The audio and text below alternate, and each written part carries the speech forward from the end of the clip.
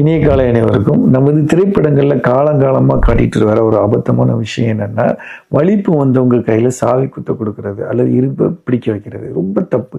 இது எந்த ஆதாரமும் கிடையாது, எந்த யூஸும் கிடையாது. ஆக்சுவலாக டேஞ்சரஸ்.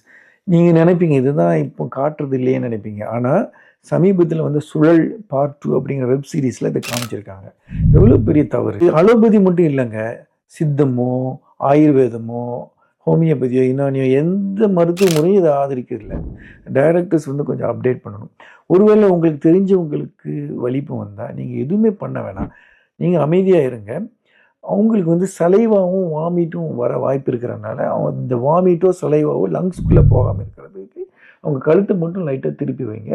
கையை காலை அவங்க துடிக்கும் போது அமுக்காதீங்க, அவங்களுக்கு ஃப்ராக்சர் வர வாய்ப்பு இருக்குது. இதில் ஷார்ப்பான ஆப்ஜெக்ட்ஸ் இருந்தால் அதை ஒதுக்கி வைங்க, ஃபர்னிச்சர் இருந்தால் ஒதுக்கி வைங்க.